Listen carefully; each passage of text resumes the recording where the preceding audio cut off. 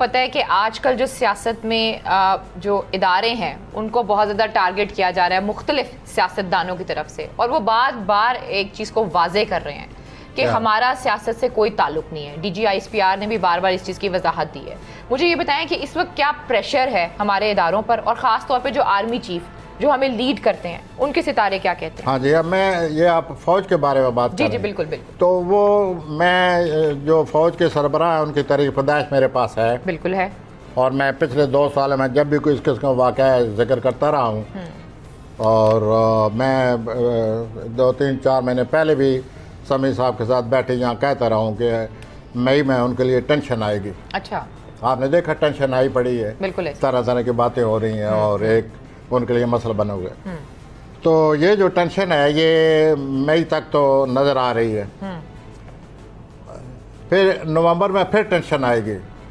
नवंबर में उनके है तो वो नवंबर में फिर देखेंगे कि टेंशन किस शक्ल में आती है, या नवंबर में ये देखेंगे कि उनका यहूदा जो है उससे वो सबकदोश होते हैं जैसे कि नॉर्मली होना चाहिए, तो फिर पता चलेगा। लेकिन वो टेंशन है उनके लिए, इसमें कोई शक नहीं कि हमारे जो सरबराह हैं, चीफ हैं, जी जी, वो टेंशन से गुजर रहे हैं।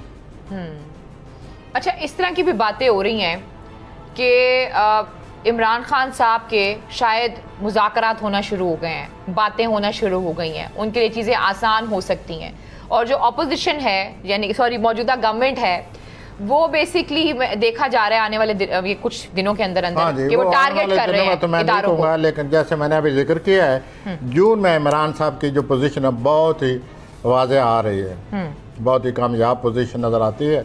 तो जून में अगर इस किस्म की सूरत हाल पेश आए, मुज़ाकरात शुरू हो जाए, इन मसाइल का, इस मौजूदा टेंशन का कोई हल सोचा जाए, तो कोई चीज़ सामने आ जाए, वो जून में नज़र आती है। इट इज़ देयर कि शायद का लफ्ज़ नहीं बोलना, मैं शायद नहीं बोलना चाहता जून में ये पोजीशन नज़र आती है कि इमरान साहब काफ़ी कामयाब नज़र आते हैं। ठीक हो गया।